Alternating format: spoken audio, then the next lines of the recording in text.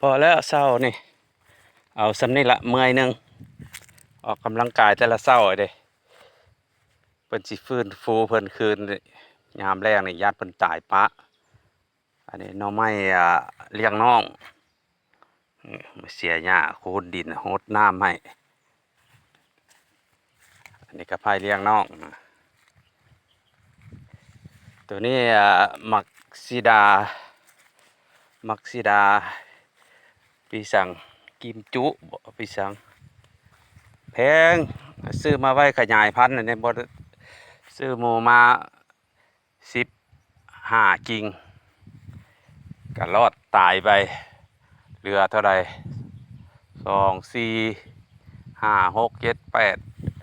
9 10ตาย5ไอ้น้อง แล้วก็สิเริ่มมาการมาตอนเพิ่นแล้วบัดนี้นะเออเอาให้เพิ่นซื่นขึ้นมาจักหน่อย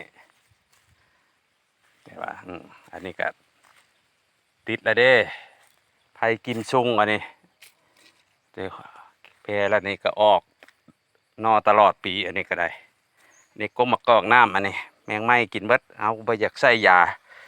เอาบ่อยากใส่ยาฆ่าแมงไม้ปล่อยไปธรรมชาติมันเองเบิ่งแม่นี่ไอ้น้องมากนี่บ่ได้ปลูกเลยเอาขี้เหงื่อมาทิ่มลงนี่มันเป็นมากเลยเด้อติดอีกเป็นมากก็ยามันปลาไว้นี่เครือบักแตงพอได้ตำกินอันนี้ก็ก่อหน่อไม้ก็หน่อไม้กิมซุ่งอีกตัวนี้ก็ได้พวกนี้โบงหวานเพชรน้ำผึ้งจากเขามีอยู่เดิมมัน4กอ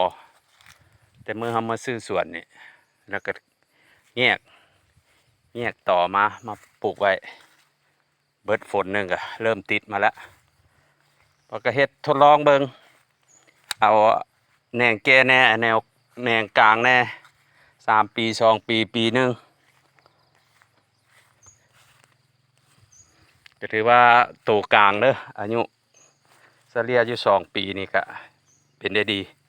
อันนี้เห็นมันหกๆนี่บ่แม่นหยังบ่ได้ตัดหญ้าเด้อมันเป็นพ่นยานางคันเฮาตัดก็เสียดายมันเฮาสิคอยมาเสียหญ้าเอา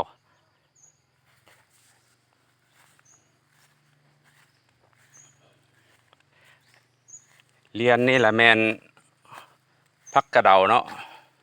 ผักกระเดานี่เฮาไปการมาปีกายนี่สองอันต้นแต่ว่าช่วงที่เมียบ่สบายไปนอนห้องหมอผมก็บ่ได้อนามัยมัน2 เดือนช่วงเดือน3ต่อเดือน4ฮอดเดือน5พุ่นละก็เลยตายจนเบิดก็เลยไปเอาเบี้ยน้อยมันมาปลูกบัดนี้อันนี้ลูกน้องข่อยก็นำข่อยตลอดอันนี้เป็นเครือหม้อน้อยเรือข่อยตัดหญ้าข่อยจูดข่อยหยังแต่มันหกแต่พุ่นเดี๋ยวนี้เห็นมันเกิดพวงหนึงข่อยก็เลยอนุบาลเอานี่มันเกิดอยู่โพนปวกนี่เอาดินมาตุ้มเอามื้อหน้าก็เอาน้ำขี้งัวนี่มาฮดนี่ก็พายเลี้ยงน้องเรียนนี่น้ำถังมักขี้งัวค่อยแช่ไว้แล้วมีแต่เอาขี้งัวมาลงเอาขี้งัวเป่าขี้งัวมาลงแช่เป็นน้ำมักน่ะก็สิฮดมันเอาพักผ่อนก่อนมื้อนี้นะ